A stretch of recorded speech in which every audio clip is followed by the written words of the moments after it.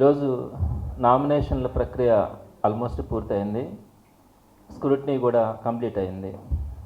మీరందరూ గమనించే ఉంటారు, జగన్మోహన్ రెడ్డి గారు ఒక మేనిఫెస్టోని గతంలో రిలీజ్ చేసి ఏదైతే చేయగలమో అదే చెప్పారు, చెప్పిందే చేసి చూపించారు.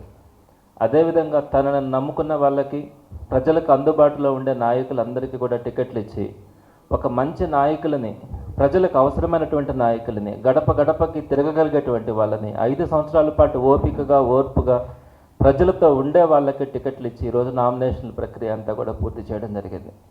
అదే మీరు తెలుగుదేశం పార్టీలో కనుక తీసుకుంటే, చంద్రబాబు నాయుడు గారు ఒక్క మన నెల్లూరు పార్లమెంట్ కాన్స్టిట్యున్సీ పరిధిలో తీసుకుంటే 7 అసెంబ్లీ కాన్స్టిట్యున్సీ, ఒక పార్లమెంట్ కాన్స్టిట్యున్సీ ఉంటే కనీసం ఒక్క దగ్గరైనా కూడా ఆయన పార్టీ కోసం 5 సంవత్సరాల పాటు కష్టపడిన వ్యక్తికి, ఏ వ్యక్తికి కూడా టికెట్లు ఇవ్వలేదు. లాస్ట్లో ఎవరైతే డబ్బులు సంచులు తెచ్చుకున్నారో వాళ్ళకు మాత్రమే టికెట్లు ఇవ్వడం మనం చూసాం. వారందరూ కూడా రేపు పొద్దున 5 సంవత్సరాల పాటు ప్రజలకు అందుబాటులో ఉంటారని, ప్రజలకు సేవ చేస్తారని ఎవరు కూడా నమ్మట్లేదు. ప్రధానంగా నెల్లూరు సిటీకి వచ్చేటప్పటికి నారాయణ గారు గత 5 సంవత్సరాల్లో కోవిడ్ లాంటి మహమ్మారి మనల్ని బాధ పెట్టినప్పటికీ కూడా 4.5 సంవత్సరాల పాటు అడ్రస్ లేడు.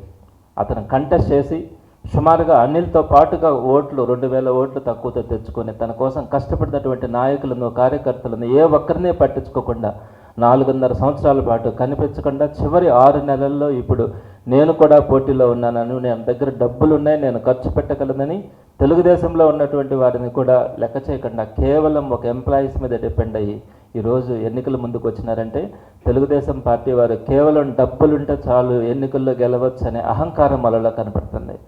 జగన్మోహన్ రెడ్డి గారు అదేవిధంగా ఒక నారాయణ గారు లాంటి 1000 కోట్ల అధిపతి మీద ఒక సామాన్యుడికి టికెట్ ఇచ్చినారంటే మీరు అందరూ అర్థం చేసుకోవచ్చు జగన్మోహన్ రెడ్డి గారు పేదల పాలిట ఎంత కమిట్మెంట్ ఉంది, ఎంత సేవ చేయాలనే లక్ష్యం ఉంది అన్నది మీ అందరికీ కూడా తెలుస్తూ ఉంది.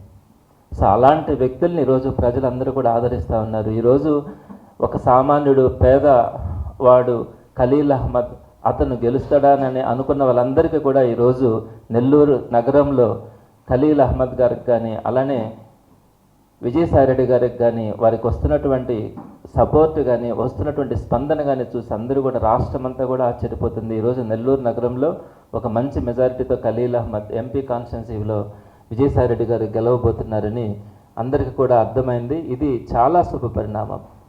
అలా కాకుండా ఈ పార్ట్ టైం వ్యాపారస్తులు కనుక గెలిస్తే ప్రజలకు ఎలా ఉంటుందన్నది అందరూ అర్థం చేసుకున్నారు. కాబట్టి ఈరోజు అందరిలో కూడా ఈ మార్పు వచ్చింది.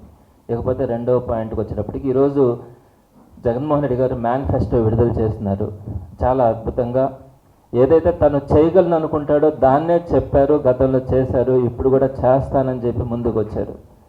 మీరందరూ కూడా గమనించి ఉంటారు, గతంలో 2 సంవత్సరాల క్రితం చంద్రబాబు నాయుడు గారు, జగన్మోహన్ రెడ్డి గారు అభివృద్ధి, సంక్షేమం 2 చేస్తామన్నప్పుడు పేదలకి ఇన్ని వేల కోట్లు దోచి పెడతా ఉన్నాడు. ఇలా చేస్తే మన ఆంధ్రప్రదేశ్ మరో శ్రీలంక, మరో నైజీరియా లాగా ఈ రాష్ట్రం అడుక్కు తింటుందనే పదాలు చంద్రబాబు నాయుడు గారు మాట్లాడారు. అయితే అందరూ కూడా అనుకున్నారు చంద్రబాబు నాయుడు గారు పెద్ద మేధావి కదా, ఆయన చెప్పినట్టు జగన్మోహన్ రెడ్డి గారు ఈ పథకాలన్నీ ఇవ్వలేడేమో, రాష్ట్రం అప్పుల పాలవుతుందేమోనని. కానీ జగన్మోహన్ రెడ్డి గారు ఎక్కడా కూడా గవర్నమెంట్ని నీట్గా రన్ చేస్తూ చంద్రబాబు నాయుడు గారు చేసిన అనవసరమైనటువంటి అప్పుల కంటే కూడా చాలా తక్కువ స్థాయిలో అప్పులు కూడా చేయడం కూడా జరిగింది. అలానే 5 సంవత్సరాల్లో తను ఏదైతే చెప్పినాడో పేద ప్రజలకు అండగా నిలబడి ఆ ప్రోగ్రామ్స్ అన్నింటినీ కూడా కంప్లీట్ చేయడం, దాంతో పాటుగా ఉపాధి అవకాశాలు కానీ, ఉద్యోగాలు కానీ ఇవన్నింటినీ కూడా ఊహించినంత స్థాయిలో కూడా అతను ఇవ్వడం జరిగింది. చంద్రబాబు నాయుడు గారు కానీ ఈ మధ్య కొంతమంది నాయకులు మాట్లాడుతూ ఉన్నారు, జగన్మోహన్ రెడ్డి గారి ప్రభుత్వంలో ఉద్యోగాలు లేవని. కొంచెమైనా మాట్లాడే వాళ్ళకి జ్ఞానం ఉండాలా అని నేను వాళ్ళకి సవినయంగా తెలియజేస్తా ఉన్నాను. చంద్రబాబు నాయుడు గారు కేవలం 34,108 ఉద్యోగాలు, ప్రభుత్వ ఉద్యోగాలు ఇస్తే, అదే జగన్మోహన్ రెడ్డి గారు 4,40,000 ఉద్యోగాలు ఇచ్చినారు. ఈ దేశంలో ఏ రాష్ట్రంలో ఏ ముఖ్యమంత్రి కూడా 5 ఏళ్ల పాలనలో 4 లక్షల చిల్లర ఉద్యోగాలు ఇవ్వలేదు. అందులో రెగ్యులర్ ఉద్యోగాలే 2,22,000 ఉద్యోగాలు ఉన్నాయి, మిగతా వాలంటీర్స్ ఉన్నాయి. 34,000 ఉద్యోగాలు ఇచ్చిన వ్యక్తి, 4 లక్షల ఉద్యోగాలు ఇచ్చిన వ్యక్తిని నువ్వు ఉద్యోగాలు ఇవ్వలేదు అంటే జనాలు ఏమనుకోవాలి, మనం ఏం మాట్లాడగలం? అలానే పారిశ్రామిక రంగంలో కానీ, అభివృద్ధిలో కానీ ప్రతి దగ్గర కూడా జగన్మోహన్ రెడ్డి గారు చేసిన దాంట్లో కనీసం 10% కూడా చేయనటువంటి చంద్రబాబు నాయుడు గారు జగన్మోహన్ రెడ్డి గారిని విమర్శిస్తారు. ఈరోజు ఈ 50,000 సుమారుగా జగన్మోహన్ రెడ్డి గారు సంక్షేమం మీద 70,000 కోట్లు ఖర్చు పెడతా ఉంటే, అలా ఖర్చు పెడితే మన రాష్ట్రం శ్రీలంక అవుతుందని చెప్పిన వ్యక్తి ఎన్నికలు వచ్చే నాటికి జగన్మోహన్ రెడ్డి గారికి వస్తున్న ఆదరణను చూసి జగన్మోహన్ రెడ్డి గారు 70,000 కోట్లే ఖర్చు పెడుతున్నారు, నేను 1,20,000 కోట్లు పెట్టి సంక్షేమ పథకాలు ఇస్తానని చెప్పి చంద్రబాబు నాయుడు గారు ఈ మధ్య చెప్తా ఉన్నారు. ఎవరైనా నమ్ముతారా? నీ నోటుకుండానే నువ్వు కనీసం ఈ పథకాలు చేయలేవు అని చెప్పి మాట్లాడిన వ్యక్తివి నేను అంతకంటే ఎక్కువగా ఇస్తానంటే నమ్మే పరిస్థితి ఏ ఒక్కరికి కూడా కనిపించలేదు.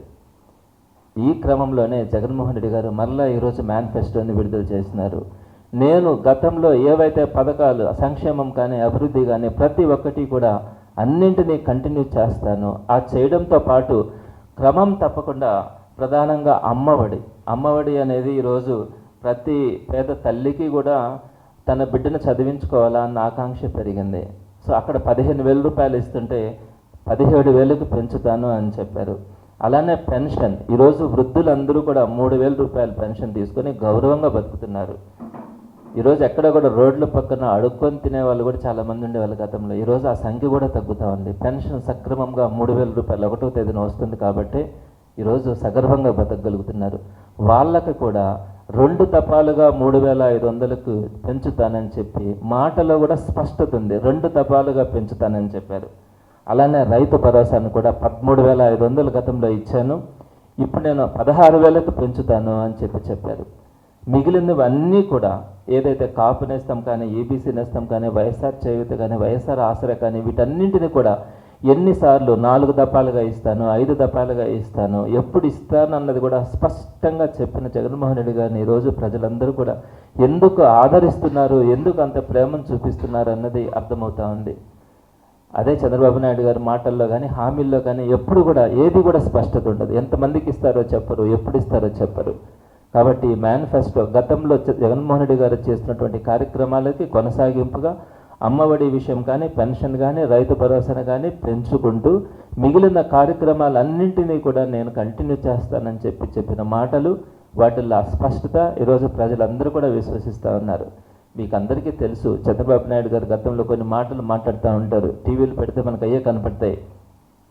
కంప్యూటర్ని నేనే కనుక్కున్నానని, హైదరాబాద్ని నేనే నిర్మించానని, సెల్ ఫోన్కి ఇండియాకి తెప్పించింది కూడా నేనేనని, పివి సింధు పథకం గెలవడానికి నేనే కారణం, అలానే ఇండియాలో అసలు జరగని ఒలింపిక్స్ని నేను అమరావతిలో జరిపిస్తానని చెప్పడం, ఇండియాలో లేని బుల్లెట్ రైలుని నేను అమరావతిలో తిప్పుతానని చెప్పడం, ప్రతి జిల్లాకి సీ పోర్టుని నిర్మిస్తానని చెప్పడం, కానీ 108 కూడా సరిగ్గా నడపలేకపోతే ఆయన ఎయిర్ అంబులెన్స్లు తెస్తానని చెప్పడం, సూర్యుడిని కంట్రోల్ చేసి కరువునే భయపెడతానని చెప్పడం, కానీ సముద్రాన్ని కంట్రోల్ చేస్తానని చెప్పడం, కరోనా నేనుంటే వచ్చేదా అని చెప్పడం, ఇలాంటి పిచ్చి మాటలు ప్రగల్భాలు పలికినటువంటి చంద్రబాబు నాయుడు ఇచ్చే హామీలు కానీ ఏ ఒక్కరు కూడా నమ్మే పరిస్థితి లేదు. ఆయనకి తోడు ఇక్కడ నెల్లూరులో నారాయణ గారు ఉన్నారు. పచ్చి అబద్ధాలు. నేను గతంలోనే చెప్పాను, 5,200 కోట్ల రూపాయలు నువ్వు ఖర్చుతో నేను నెల్లూరుని అభివృద్ధి చేశాను అని చెప్తున్నావు. నెల్లూరు నగరంలో నువ్వు పోటీ చేస్తున్నావు. 5,200 కోట్లకి దాపుల్లో కూడా నువ్వు కనుక స్టేట్ గవర్నమెంట్ నుంచి నువ్వు ఫండ్స్ తీసుకొని వచ్చి వాటిని కంప్లీట్ చేసి ఉంటే నేను రాజీనామా చేస్తానని దానికి కూడా నువ్వు చెప్పలేదు. ఎందుకు ఇలాంటి అబద్ధాలు, ఇలాంటి పచ్చి మోసాలు ప్రజల్ని మభ్య పెడతారని చెప్పి నేను వారిని సవినయంగా కూడా కోరుతా ఉన్నాను.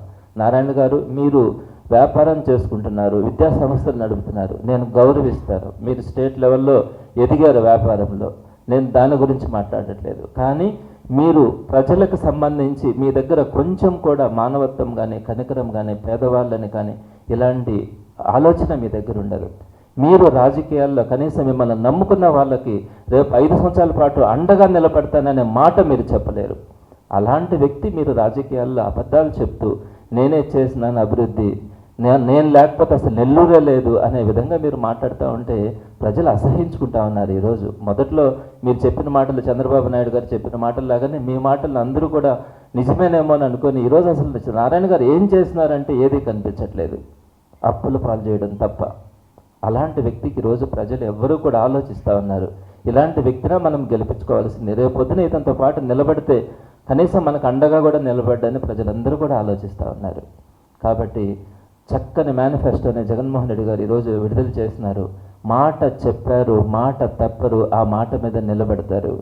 అలాంటి జగన్మోహన్ రెడ్డి గారు ఇచ్చిన మేనిఫెస్టోతో మంచి నాయకులు 7 కాన్స్టిట్యున్సీస్లో కానీ, అసెంబ్లీ కాన్స్టిట్యున్సీస్లో, ఒక ఎంపీ కాన్స్టిట్యున్సీలో కానీ ఒక నిజమైనటువంటి నాయకులు విజయసాయిరెడ్డి గారు లాంటి ఒక గట్స్ ఉండే లీడర్, జగన్మోహన్ రెడ్డి గారి కష్టాల్లో కానీ బాధల్లో కానీ ఎప్పుడు కూడా కమిట్మెంట్ తీసుకుని నడిచినటువంటి విజయసాయిరెడ్డి గారిని ఎంపీ కాన్స్టిట్యున్సీకి మనకి ఇచ్చిన తర్వాత నెల్లూరు జిల్లాలో వైఎస్ఆర్సీపీ క్యాడర్ కానీ లీడర్స్ కానీ అందరూ కూడా ఉత్సాహంగా పనిచేస్తూ ఈరోజు అన్ని నియోజకవర్గాల్లో మంచి మెజార్టీతో గెలుపుకు అందరూ కూడా ప్రయత్నిస్తున్నారు, కష్టపడుతున్నారు, విజయం వైపుగా సాగిపోతున్నారు. వారందరినీ కూడా ప్రజలు గెలిపించుకోవడానికి ముందుకు వస్తున్నందుకు అందరికీ కూడా చేతులెత్తి వారందరికీ కూడా ధన్యవాదాలు తెలుపుతూ సెలవు తీసుకుంటున్నాను. మరిన్ని వీడియోస్ కోసం ఛానల్ ని సబ్స్క్రైబ్ చేయండి, లేటెస్ట్ అప్డేట్స్ కోసం వాట్సాప్ ఛానల్ ని ఫాలో చేయండి అండ్ లింక్ డిస్క్రిప్షన్ లో ఉంది.